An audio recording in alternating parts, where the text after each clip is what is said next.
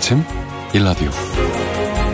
길었던 봄 가문 끝에 드디어 오늘부터 장마가 시작됩니다. 특히 올해는 애타게 장마를 기다리는 분들 많으실 텐데요. 오늘 중서부 지역을 시작해서 전국적으로 비가 내릴 거라는 예보가 있습니다. 비가 내리면 낭만, 추억도 떠오르지만 때때로 아주 힘들기도 합니다. 오늘 오후부터 내일 아침 사이에는 돌풍, 벼락을 동반한다고 하고요. 요즘은 또 국지성 호우까지 해서 비가 자주 내리는 상황이라 걱정이 또 앞서기도 하는군요. 이렇게 고마운 단비, 너무 많지도 너무 적지도 않게 적당히 잘 내려서 목마른 대지를 촉촉하게 적셔줬으면 하는 간절한 바람입니다. 사실 장마가 너무 길어도 문제고요. 너무 짧아도 문제잖아요. 채소, 과일, 작황, 신선식품 가격에 큰 영향을 미칠 수밖에 없는데요. 특히 농가에서는 속속 전해지는 기상정보에 귀를 기울이시면서 올여름 장마 기간 안전하게 보내시길 바랍니다. 요즘 기상피해가 잦아지면서 풍수의 보험의 중요성도 높아지고 있잖아요. 하지만 농민분들의 불만이 또 크다고 합니다. 잠시 후 농수산 뉴스 시간에 자세히 살펴보도록 하겠습니다. 6월 23일 목요일 오늘 아침 1라디오 출발하겠습니다. 안녕하세요. 저는 아나운서 강승화입니다.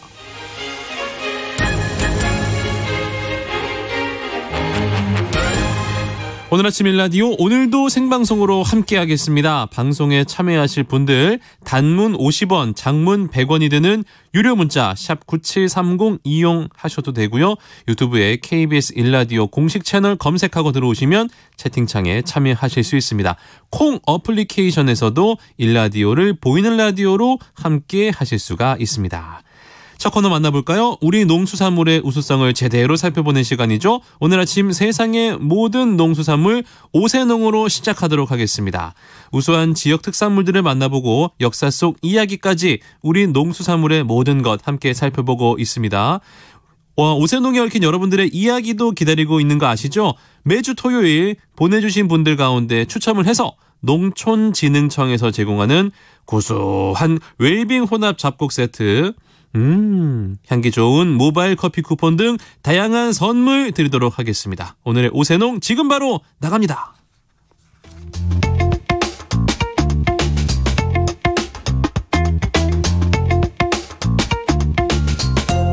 우리 땅, 우리 바다에서 자란 맛있고 건강한 우리 농수산물을 살펴보는 오늘 아침 세상의 모든 농수산물 오세농. 안녕하세요, 성우 송기원입니다. 오늘 오세농의 주인공인 앵두 노래로 먼저 만나볼까요?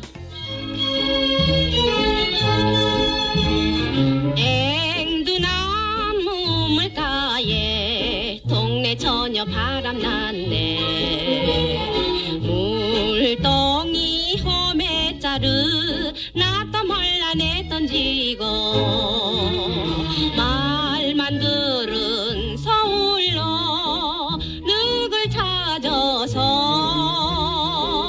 이쁜이도 금순이도 단보찜을 쌌다네. 1957년에 김정혜가 부른 앵두나무 처녀인데요. 도시화로 농촌이 파괴되는 당시의 사회상을 담고 있는 노래입니다. 그런데 이 노래처럼 앵두나무는 실제로 우물가에서 많이 볼 수 있는데요. 도대체 왜 그럴까요? 특별한 이유가 있었습니다. 앵두나무는 햇빛만 잘 받으면 특별히 가리는 토양 없이 잘 자라기 때문에 배수가 잘 되는 곳에 심었고 예전엔 우물가에 많이 심게 됐다고 하네요. 지금도 궁궐에 가보면 궁궐 정문 안에 흐르는 명당수를 말하는 금천 주변에 앵두나무가 많습니다. 조선의 임금 중에는 실제로 이 앵두나무를 직접 심은 분이 있었는데요. 바로 세종의 아들 문종입니다. 세종이 일찍이 앵두를 좋아해 문종이 세자 시절 손수 앵두나무를 심었고요. 그래서 지금도 궁궐 안에는 앵두나무가 가득합니다. 그럼 왜 문종은 직접 앵두나무를 심고 가꾼 것일까요? 질병과 관련이 있는 것으로 보이는데요. 세종은 오늘날의 당뇨병인 소갈증을 앓고 있었다고 하죠. 하루에 마시는 물이 한 동해가 넘을 정도로 목이 타는 듯 마르는 증세가 나타났는데 소갈증 환자였던 세종에게 앵두는 안성맞춤인 과일이었던 거죠. 앵두 덕분이었을까요? 세종은 53세의 나이로 8째 아들 영웅대군의 집에서 승하했는데 조선시대 임금 27명의 평균 수명이 45.1세임을 감안한다면 비교적 오래 산 셈입니다. 하지만 욕심은 금물입니다. 앵두는 열성을 가지고 있기 때문에 너무 많이 먹으면 탈이 나기 쉽다는 것도 함께 기억해 두시면 좋겠네요. 앵두에 대한 특별한 사연이 있는 분들, 어린 시절 추억, 앵두에 대한 모든 것, 단문 50원, 장문 100원이 드는 유료 문자 샵 9730으로 보내주세요. 재미있는 사연 보내주신 분들 중에 추첨을 통해 행운의 선물 드리겠습니다. 유익한 정보와 살아있는 이야기가 있습니다. KBS 오늘 아침 일라디오.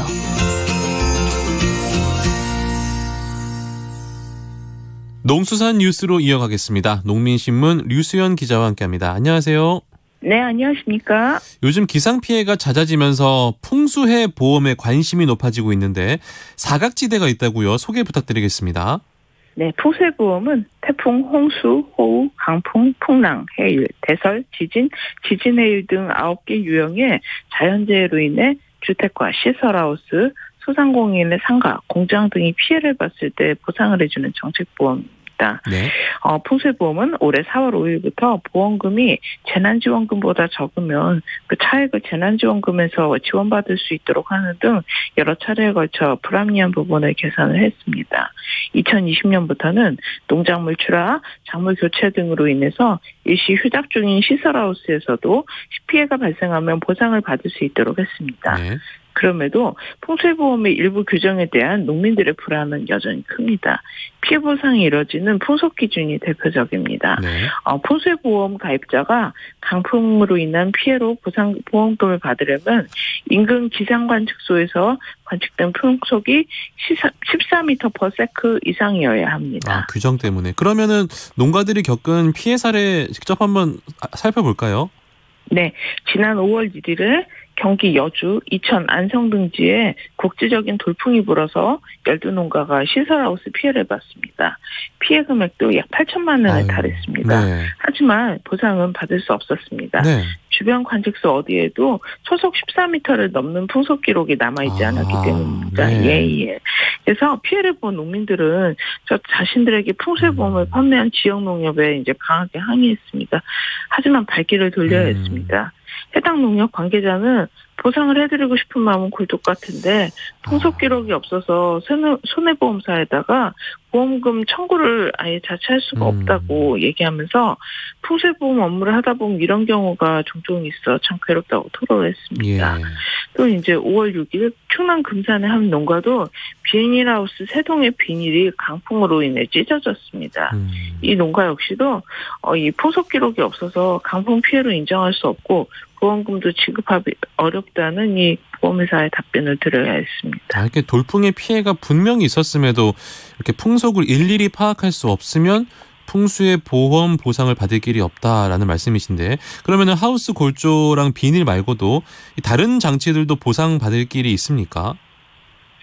아까 말씀드렸듯이 풍수해보험은 그동안 수차례 제도를 개선하면서 농민 등의 가입자가 입은 피해를 실질적으로 보상해주는 방향으로 바뀌어왔습니다. 네. 그럼에도 시설하우스 등 농업시설에 특화된 보험은 아닙니다. 또한 피해가 발생하는 이 농촌의 상황도 제대로 살피지 못하고 있습니다. 태풍처럼 광범위한 지역에 부는 바람이 아닌 곡실성 돌풍으로 발생한 피해는 관측 기록이 남아있지 않은 경우가 대부분입니다. 네. 그리고 기상관측소는 시군마다 보통 한 곳에서 3곳 정도가 등성이 있는데 시설하우스가 주로 있는 농촌 지역에는 그마저도 거의 없는 실정입니다. 시설하우스 내에 있는 보일러 그리고 양액 관수장치 등 부속 시설과 기계 등도 문제입니다. 보험 가입 자체가 아예 되지 않습니다. 네. 하지만 시설하우스가 홍수나 호우, 강풍 등의 피해를 입었을 때 결국 이들 시설이나 기계도 온전하기 어렵다는 점을 보면 개선이 필요한 대목입니다. 보험 가입 농가를 위한 대책이 필요해 보이는데 어떤 게 있을까요? 네, 풍수해보험도 이 농작물 재해보험에 그중에서 원예시설을 이제 계약을 봤을 때 피해 보상 기준을 바꿔야 한다고 전문가들은 얘기를 합니다. 네. 원예시설보험은 풍속 기록 유무에 상관없이 현장에서 피해 상태를 보고 보상 여부를 판단을 해줍니다. 그래서 관측소가 없는 지역에서도 국지적인 강풍으로 피해를 입어도 보상 기준에 부합을 하면 보험금을 받을 수 있습니다. 네. 그리고 시설하우스 내에 있는 부속 시설과 기계 등이 입은 피해에 대해서도 보상을 해줍니다. 그래서 손해보험업계 역시도 개선의 필요성을 인지하고 있습니다. 한 업계 관계자는 원예시설보험을 참고해서 풍수보험을 개선할 필요가 있다고 밝히면서 이 소관 부처인 행안부의 의지도 중요하다고 밝혔습니다.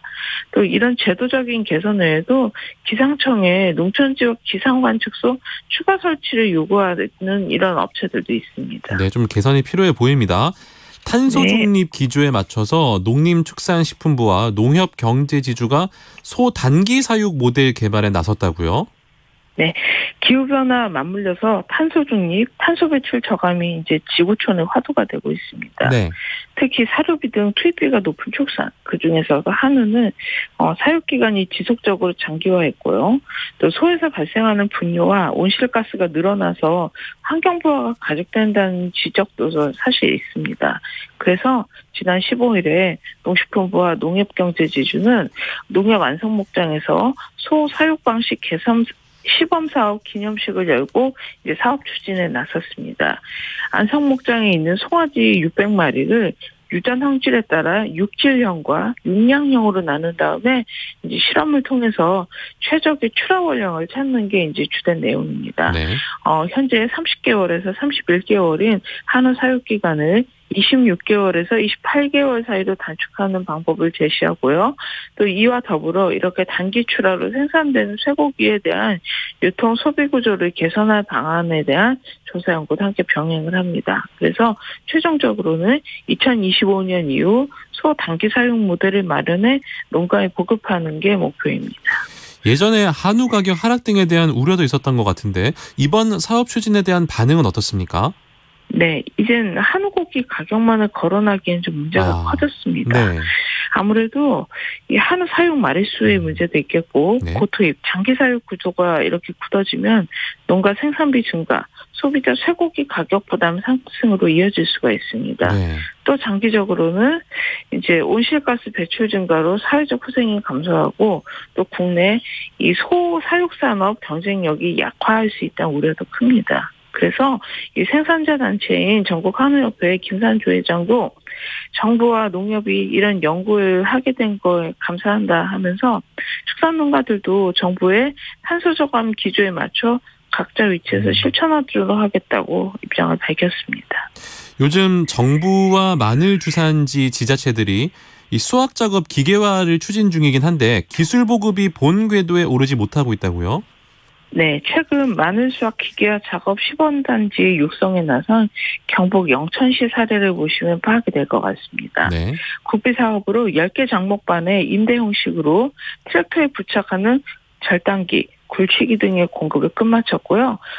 이달 초 지난 5일에는 농가 등 50여 명이 지켜보는 앞에서 직접 이렇게 농기계 시연을 선보이기도 했습니다. 네. 그런데 개선해야 될 점들이 이제 많았습니다. 우선 트랙터 작업을 하려면 경지 정리가 된 3,306제곱미터, 즉 1,000평 이상의 농지가 필요합니다. 그리고 트랙터를 써도 비싼 가격 때문에 그 농기계를 임대사업소 네. 통해서 이제 수확에 빌려야 되는데 모자라군요. 아무래도 수요가 많으니까 모자랍니다. 그렇군요. 그리고 좁은 농지에서도 쓸 수 있는 승용 관리용 기계는 동력이 약해서 또 성과를 내기 힘듭니다. 네. 그리고 절단기로 마늘 줄기를 자르면 마늘 구에는 5cm 내외 줄기가 남습니다. 하지만 수매 규격은 2cm 이하로 정해져 있기 때문에 수확 후에 수작업으로 줄기를 또 잘라내야 하는 이중 작업이 불가피합니다. 네. 그래서 이제 이 아까 영천시 농기센터 관계자는 현재 영천 마늘 생산 50% 이상을 담당하는 신영면은 기계화 도입이 느리지만 그래도 이제 영천 전체 마늘 재배 면적의 12% 정도인 150헥타를 인지하는 게 목표다라고 얘기를 하면서 네. 절단기 성능 개선, 수매 규격에 대한 조정도 필요하지 않겠느냐는 이야기를 하기도 했습니다. 네, 농수산 뉴스 농민신문 류수연 기자와 함께했습니다. 오늘 말씀 고맙습니다. 네, 감사합니다.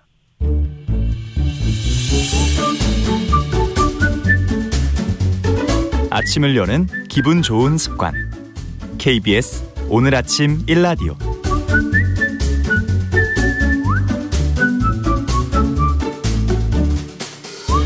농어촌에서 발생할 수 있는 법적 분쟁 상황을 보다 현명하고 지혜롭게 대처할 수 있는 방법 배워보는 시간입니다.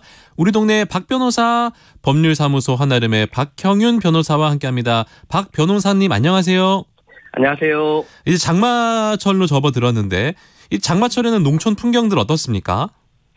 뭐 코로나가 끝나가지고요. 네. 요즘 그 모종에서 이제 삼삼오오 모여서 많이 놀고 계세요.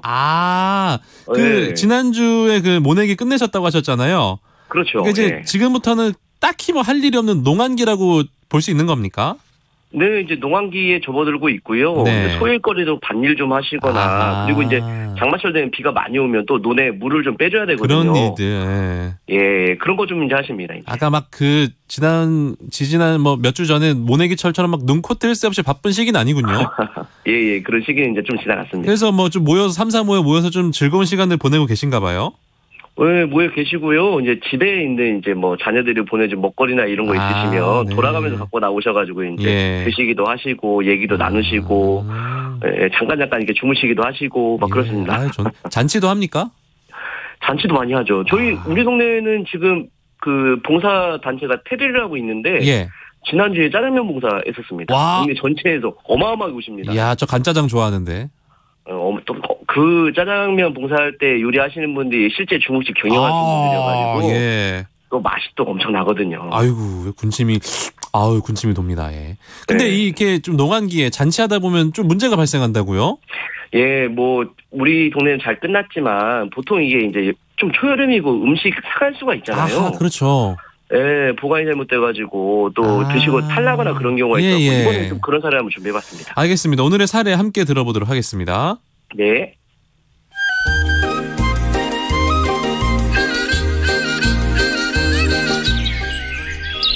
모내기도 끝났겠다. 코로나도 끝났겠다. 동네 잔치 안 여나 몰라. 철봉이 혹시 소식 못 들었는가? 아이고 어르신 왜 안 열었어요? 아니 내일 행사가 하나 있어요. 지가 청년회를 대표해서 장보러 댕겨오면 이따 오후에 부녀회에서 아주 만나게 음식 준비하기로 했어요. 내일 점심 때 다들 봬요. 아이고 그렇구만. 잘 댕겨오더라고. 내일 아주 만난 거 묻겠네.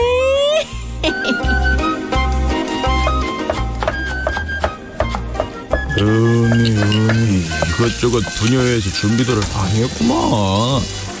이것은 소고기 장조림이네.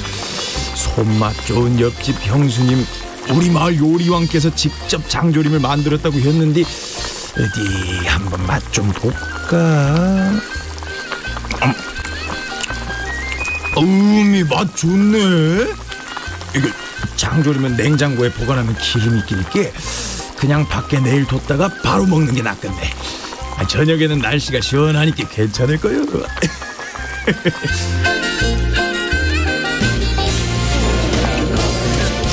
노세 젊어서 놀아. 늙어지면 못 노나니. 아이고 좋다.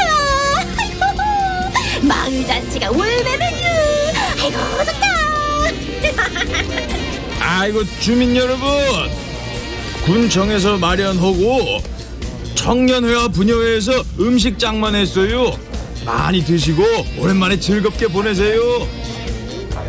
아이고 철봉이 고생이 많은데 소고기 장조림도 맛있고 파전도 만나고 보쌈에다 족발거든. 아이고 다 만나네. 아이고 신난다. 주민 여러분, 오늘만큼은 걱정들 붙들어 매시고 신나게들 노셔요. 그죠. 아이고 좋다. 아이고 좋아.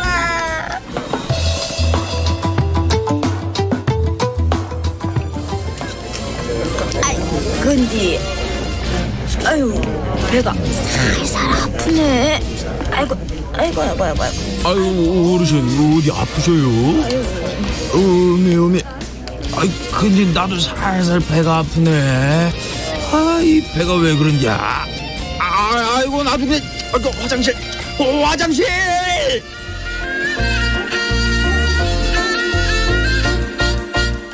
아이고 의사 선생님, 이게 도대체 배가 왜 그런데요?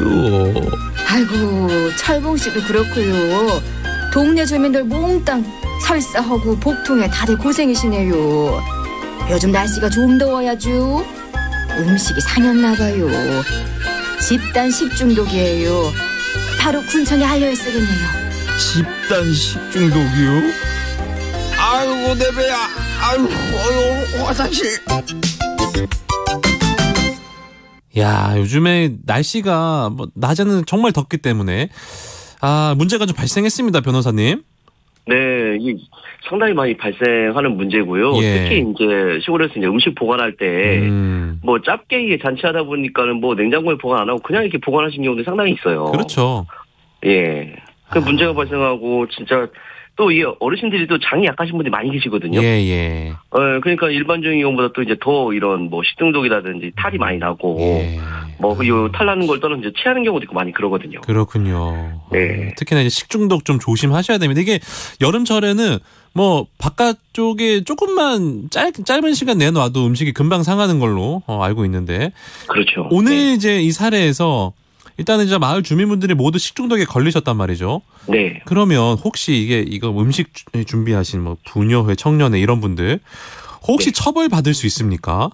네, 이게 이제 잘못 보관했다가 이제 사람들이 이렇게 아프게 하면은 네. 우리가 형사상 뭐 과실치상죄 이런 거 생각을 좀 해볼 수 있어요. 네, 개인적으로 이제 문제 된 거니까. 그렇군요. 네. 다 같이 즐거우려고 청년회나 부녀회에서 음식 마련하셨는데 이게 식중독 사건이 발생하면 처벌까지 가능하다 이 말씀이시군요. 네, 근데 뭐 실제로 이제 동네에서 뭐 고소하지는 않았는데요. 그렇지는 않겠지만. 네, 뭐 굳이 하자면 이제 그렇게 고소는 할 수 있다. 좀 그렇게 생각하시면 될 것 같습니다. 네. 이게 이제 마을 잔치에서도 이럴 수 있지만 일반 음식점에서도 집단 식중독이 발생할 수 있잖아요. 일반 음식점 진짜 큰 문제가 있죠. 큰 문제가 생기죠. 예, 일반 음식점에서 이렇게 식중독을 발생하게 되면 뭐 일단 식품위생법 위반은 뭐 거의 이제 될 것 같고요. 네. 집단 식중독인 경우에는 우리 중대재해처벌법 들어보셨죠? 들어봤죠. 네, 중대재해처벌법 적용 여지도 있습니다. 이거 진짜 음식이 판매하시는 분들 정말 조심을 하셔야 될 것 같은데. 네. 이번 마을잔치 이제 청년회 부녀회에서 음식 장만하고 사실 이제 군청에서 좀 지원도 있었잖아요. 그렇죠. 그러면은 군청에도 좀 책임 있을 것 같은데 어떻습니까 이거는? 요즘 군청 이렇게 뭐 시청 이런 데 주관 행사들이 많아요. 예. 대신 이제 뭐 그거를 주관해서 하지만은 이제 증식장만 이건 동네 분들이 하시는데 주관하게 되면은 이런 문제들도 잘 이렇게 발생하지 않도록 관리해야 될 또 의무가 있거든요. 네. 그래서 이제 그런 의무를 잘 이행하지 않아가지고 이렇게 식중독이 발생하면은 뭐 치료비 위자료 뭐 군청에서 지급해야죠. 군청에서 치료비나 이런 것들. 네네네. 군청에서 이제 행사들 많이 이제 진행하시는데 대비를 좀 해놓으셔야 될 것 같습니다. 어떤 대비들을 좀 준비해야 될까요? 요즘 지자체 거의 시민보험 많이 들어있습니다. 어떤 보험이요? 시민보험. 시민보험. 예, 그래가지고 이렇게 식중독이 걸리거나 뭐 네. 자전거를 타고 가다가 사고가 난다든지 교통사고가 난다든지 뭐 이러면 네. 예, 그 일반 보험하고 별도로 이렇게 보상해주는 그런 보험을 시나 군에서 보통 가입해 놓은 경우가 많거든요. 네. 그래서 지금 이 식중독의 경우에도 보상 가능 여부를 좀 검토해서 가능하다면 빨리 신속하게 이제 보상하면 네. 참 좋을 것 같습니다. 그럼 군청에서 시민보험 이런 거 좀 필수적으로 가입을 해 놓으셨겠죠. 그러겠죠. 예. 네. 앞으로 날씨가 이제 좀 더워지고 또 장마 오면서 습해지잖아요. 네네. 이거 좀 걱정이 커집니다. 이거 어떻습니까? 커지시죠. 예. 네, 우리 지금 보건소에서 코로나 시기 동안 굉장히 고생이 많으셨는데요. 네네. 보건소는 항상 그렇게 우리 국민들의 또 이렇게 건강을 위해서 항상 노력하시는데 네. 여름이 되면 이렇게 식중독 같은 이 감염병이 많이 걸리기 때문에 관련 법령에 따라서 지금 식중독 같은 경우에도 원인을 밝혀가지고 다른 데서도 발생하지 않도록 이제 사후 감독을 해야 되거든요. 네. 네, 보건소가 또 바빠질 것 같습니다. 군청이나 뭐 이런 데서 잔치할 때 좀 냉장고나 이런 거 좀 빌려주시면 좋을 것 같은데. 좋죠. 근데 실은 우리 군청이나 시청에서 모정이나 마을회관을 지어주면서 그런 것들을 또 구비를 해주네요. 해놨군요. 네, 근데 이제 아까 보면 장조림 그 말씀드리고 나왔잖아요. 장조림. 장조림은 냉장고에 넣으면 흰색 기름이 끼거든요. 맛없어 보이죠. 맛없어 보이죠. 네, 그러면은 나중에 이제 또 그거를 꺼내가지고 끓여가지고 내놔야 되는데. 일이 또 있고 이러니까. 이게 좀 잔치할 때는 또 사람이 많다 보니까. 또 그리고 장조림은 뜨거운 것보다 시원한 게 맛있지 않겠습니까? 그렇죠. 뭐 드시는 분들도 좀 조심하셔야겠고. 이런 사고들이 좀 발생하지 말아야 되기 때문에 조언 한 말씀 또 들어보도록 하겠습니다. 어떤 게 또 있을까요? 저 농촌에서 지내면서 제일 안타까운 게 뭐냐면은요. 네. 음식이 상했는데 아까워서 드세요. 아이고 어르신들 그러셔서 제발 그러지 마시고요. 그리고 요즘 이제 지자체장님들 임기가 얼마 안 남으셨는데 연임하신 분들이야 괜찮은데 연임 안 하신 분들이 임기 얼마 안 남았다고 잔치를 이렇게 여신 분도 계세요. 아니 왜 잔치를 열죠? 임기가 얼마 안 남았는데? 모르겠습니다. 뭐 여러 가지 이유가 있으실 것 같긴 한데 좀 이렇게 행사를 무리해서 진행하다 보니 이게 탈이 많이 나거든요. 그래서 이제 철저한 준비와 관리 감독이 필요할 것 같습니다. 그러니까 좀 무리하게 행사를 진행하다 보면 관리 감독도 좀 소홀해지고 이런 사고가 발생하기 때문에 잘 준비해서 우리 마을 주민분들 지금 뭐 모내기 하시고 이렇게 바쁜 시기에 고생 많이 하셨는데 좀 기분 좀 시원하게 풀어드릴 수 있도록 안전하게 좀 행사 준비하겠습니다. 네. 알겠습니다. 변호사님도 너무 이렇게 막 많이 드시지 마세요. 예. 배 아파요. 저는 요즘 아주 맛있게 먹고 있는 게 있는데요. 뭐 맛있게 드세요? 요즘 진짜 제가 옥수수 맛있게 먹고 있거든요. 옥수수. 옥수수 어떻게 먹어야 맛있습니까? 옥수수는 소금이십니까? 설탕이십니까? 저는 설탕파입니다. 설탕파입니다. 저는 소금탑니다. 짭짤하게. 옥수수 자체가 또 단맛이 있기 때문에. 네, 소금 살짝 넣어서 이렇게 끓여 먹으면 맛있고요. 소금 넣어서 끓여 먹고. 네, 전자레인지에 뭐 한 3분 정도 이렇게 돌려서 먹어도 맛있고요. 아이고. 옥수수 오늘 한번 또 시원하게 제가 사서 한번 먹어보도록 하겠습니다. 우리 농어촌에서 많이 이렇게 생산되는 품들 많잖아요. 우리 국민들께서 많이 이용해 주시면은 더 건강한 음식이 될 수 있으니까 많이 이용해 주시면 좋겠습니다. 지금이 옥수수 철인가 봐요? 옥수수 철이고요. 수박도 철이고요. 네. 지금 먹을 게 너무 많습니다. 지금. 그렇군요. 알겠습니다. 오늘 말씀해 주신 옥수수도 먹고 마을 잔치하실 때 식중독 여러분들 꼭 조심하시기 바랍니다. 우리 동네 박 변호사 박형윤 변호사 함께했습니다. 고맙습니다. 고맙습니다. 날씨 알려드리도록 하겠습니다. 오늘은 전국이 흐리고 본격적인 장마가 시작되겠습니다. 서울과 수도권을 중심으로 최대 120mm 이상의 많은 비가 내리겠고요. 천둥과 번개를 동반하는 곳도 있겠습니다. 비가 내리면서 더위도 누그러지겠는데요. 아침 최저기온 서울 23도, 대구 23도, 광주 23도로 출발합니다. 낮 기온도 어제보다 2도에서 5도가량 낮겠는데요. 서울의 한낮 기온 26도, 대전 29도, 대구 31도, 부산 26도로 예상됩니다. 서쪽에서 다가오는 저기압이 장마 전선을 끌어올리면서 오전에 중서부 지방부터 차츰 장맛비가 내리겠습니다. 예상되는 비의 양은 전남과 제주도에 150mm 이상, 서울 등 중서부와 전북에서도 120mm가 넘는 폭우가 쏟아지겠습니다. 특히 밤사이 시간당 30에서 50mm의 국지성 호우가 예상되는 만큼 비 피해 없도록 주의를 하셔야겠습니다. 주말에는 남해안과 제주도의 장맛비가 이어질 전망이니까요. 비 피해 없도록 다시 한번 여러분께 주의하시라는 말씀 드리도록 하겠습니다. 오늘 아침 일라디오 함께하고 계신 지금 시각 6시 44분입니다.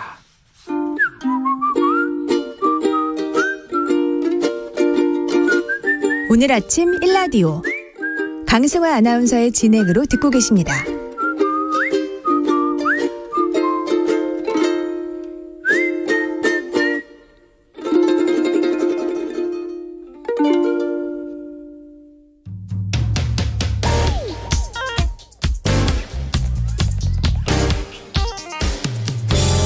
오늘 아침 뉴스 브리핑. 뉴스 브리핑 정상근 기자와 함께합니다. 안녕하세요. 네, 안녕하십니까. 요거 좀 걱정되던 사안이었는데 원숭이 두창 감염 의심 환자가 확진 판정을 받았군요. 네, 세계적으로 확산 중인 감염병 이 원숭이 두창의 확진자가 국내에서도 처음 확인됐습니다. 질병관리청은 화요일 인천공항을 통해 귀국해서 의심 증상을 보인 이 내국인 A씨에 대해 유전자 증폭 검사 등을 실시한 결과 확진자로 판정했다라고 밝혔습니다. 네. A씨는 독일에서 지난 21일 오후 4시쯤 한국으로 들어왔습니다. 인천공항 입국 후에 본인이 질병관리청에 의심 신고를 했고요. 네. 또 공항 격리시설에서 대기를 한 후 국가지정 입원 치료병상인 인천의료원에 이송이 돼서 치료와 검사를 받았다라고 합니다. A씨는 입국 전인 지난 18일 두통 증상이 있었다라고 하고요. 또 입국 당시에는 37도의 미열과 인후통, 무력증, 피로, 그리고 피부 병변이 있었다고 합니다. 그리고 A씨 외에 또 다른 의심 환자가 있었는데요. 이분은 음성 판정을 받았습니다. 이 원숭이 두창이 구체적으로 어떠한 병인지요? 네, 원숭이 두창은 주로 접촉을 통해서 감염되는 것으로 알려졌고요. 이 호흡기 전파도 가능하지만 흔하지는 않은 것으로 알려졌습니다. 네. 감염되면 발열, 두통, 근육통, 근무력증, 오한, 허약감, 림프절 병증 등을 시작으로 하루에서 3일 정도 후에는 발진 증상을 보이고요. 잠복기는 5일에서 3주, 증상은 2에서 4주간 지속이 됩니다. 네. 이 코로나19보다 감염력은 약하지만 치명률이 3에서 6% 수준으로 상당히 높아서 주의가 필요합니다. 질병청은 국내 확진자 발생에 따라 원숭이 두창의 감염병 위기 수준을 관심에서 주의로 격상을 했습니다. 다만 이번 확진 판정 과정에서 우려되는 지점도 나왔는데요. 네. 다행히 확진자는 스스로 신고를 해서 격리가 됐었는데 그런데 또 다른 의심 환자는 검역 절차를 그냥 지나쳤다라고 합니다. 네. 이 입국할 때 건강 상태 질문서에 체크를 하게 되어 있는데 증상이 있더라도 없다라고 체크를 하면 알아낼 수 있는 방법이 없기 때문인데요. 네.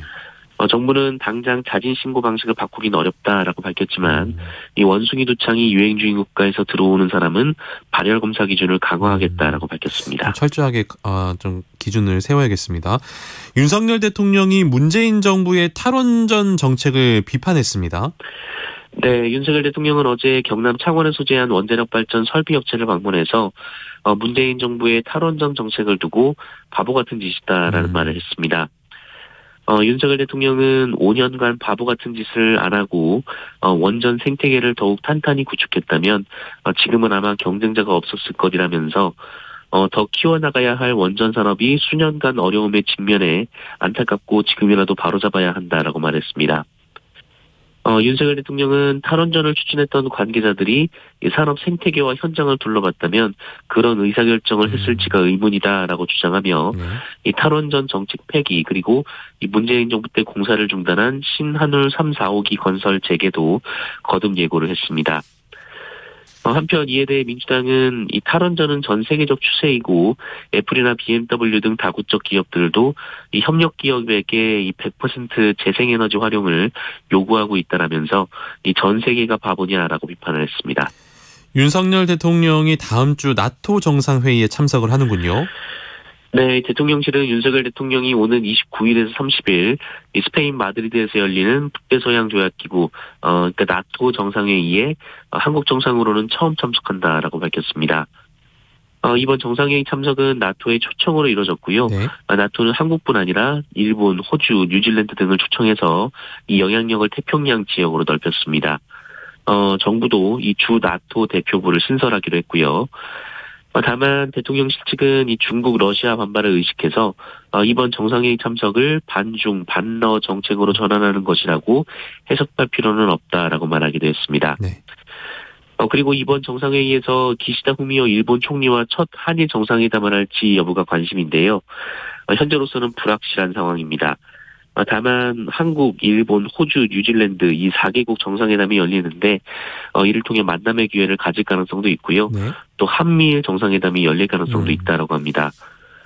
그리고 대통령실은 이 김건희 여사 동행 여부에 대해서 공식적인 배우자 프로그램에 가급적 참여하는 방향으로 검토 중이다라고 말하기도 했습니다.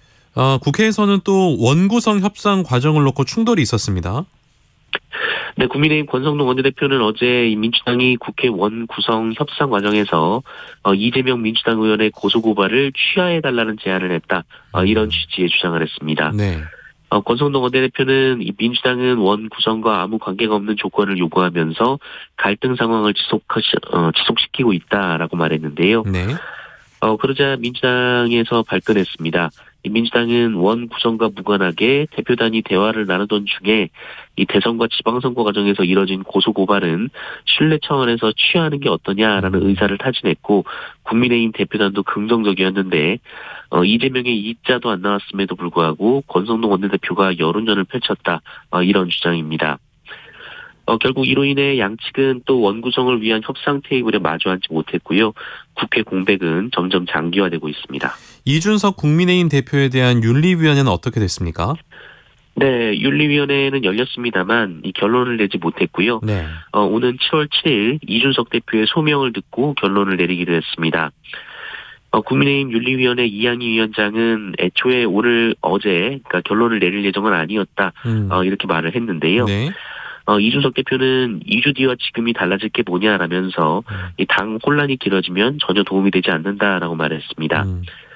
한편 이 윤리위원회에서는 회의 초반 이준석 대표 측과 윤리위 간에 이 회의록을 놓고 신경전도 벌였었는데요. 네.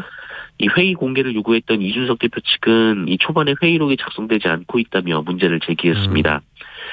그러나 회의 도중 잠시 복도로 나왔던 이양희 위원장은 직원들이 지금 다 작성하고 있다라며 이준석 대표의 주장은 사실이 아니다라고 반박하기도 했습니다. 네, 그 경찰 치안감 인사 번복 논란이 있군요. 네, 경찰 내부에서 그제 치안감 인사가 있었는데요. 네. 그런데 인사 발표 2시간여 만에 이 대상자 중 7명의 보직이 번복되는 초유의 인사사고가 벌어졌습니다. 네. 이번 인사가 행정안전부 경찰 제도개선 자문위원회에 이 경찰 통제 권고안이 발표된 이후 나왔고, 이상민 행정안전부 장관이 이 조지아 출장에서 귀국하자마자 기습적으로 이루어졌기 때문에 이 행정안전부가 이 본격적으로 경찰 길들이기에 나선 거 아니냐 이런 논란까지 이어지고 있는데요. 네. 게다가 또 경찰청은 애초에 실무진의 실수라고 주장을 했는데, 이후에는 행안부에서 온 대로 발표한 것이다라는 취지로 해명을 번복하기도 했습니다. 결국 행안부의 수정 요구로 인사가 번복됐다라는 건데요. 반면 이상민 행정안전부 장관은 경찰청이 희한하게 대통령 결재가 나가기 전에 공지한 것이다라고 주장하기도 했습니다.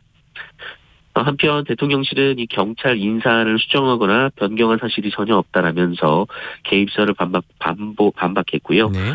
인사 번복을 통해 경찰 길들이기를 한다는 주장은 명백한 허위 사실이라고 했습니다. 누리호를 통해서 우주로 간 위성 잘 지내고 있나요? 네, 한국형 발사체 누리호에 실려서 궤도에 오른 성능 검증 위성과 지상국 사이의 쌍방향 교신이 어제 새벽에 성공적으로 이루어졌습니다. 네. 누리호 발사 성공과 위성의 궤도 안착에 이어서 이 쌍방향 교신을 통해 위성의 정상 작동까지 확인을 함에 따라서 우리나라는 실용위성 자체 발사 역량을 완벽하게 갖추게 됐습니다. 네. 이 성능 검증 위성은 이 발사체인 누리호의 궤도 투입 성능을 검증하기 위해서 국내 기술로 제작된 위성인데요. 어제 새벽 교신에서 이 상세 정보 데이터를 2차례 보냈고, 이에 따르면 위성의 상태는 양호하고 또 모든 기능이 정상적으로 작동되고 있다라고 합니다. 네. 한편 이 항공우주연구원은 향후 7일간 위성의 상태를 계속 점검하면서 이 자세를 안정한 뒤 이달 29일부터 이 국내 대학에서 개발한 큐브 위성을 하나씩 사출할 예정이라고 합니다. 김포에서 일본 하네다로 가는 노선이 재개가 됐습니까? 네, 코로나로 2년 동안 닫혔던 이 김포와 하네다 가늘길이 다시 열렸습니다. 이달 29일부터 다시 운행할 예정이라고 하는데요. 네. 한일 양국은 우선 일주일에 주 8회 운항하기로 했고, 항공사 준비 상황을 고려해서 7월부터 횟수를 늘려나간다는 계획입니다. 김포와 하네다는 각각 서울과 도쿄와 가깝기 때문에 이 두 나라를 잇는 황금 노선으로 불리는데요. 네. 윤석열 대통령이 일본에 파견한 한일 정책협의 대표단이 일본 측에 제안을 했고 협의를 해왔습니다. 정부는 이번 일로 한일 관계가 풀리길 기대하고 있습니다만 강제동원이나 위안부 등 풀기 어려운 과거사 문제도 여전히 있는 상황입니다. 네, 오늘의 뉴스 브리핑 정상근 기자와 함께했습니다. 고맙습니다. 고맙습니다. 네, 오늘 아침 일라디오 벌써 마칠 시간이 됐네요. 오늘 또 비가 좀 많이 내린다고 하니까요. 비 피해 없도록 조심하시기 바랍니다. 아나운서 강승화였고요. 저는 내일 오전 6시 15분에 다시 인사드리겠습니다. 오늘도 안전하고 건강한 하루 보내시기 바랍니다. 고맙습니다.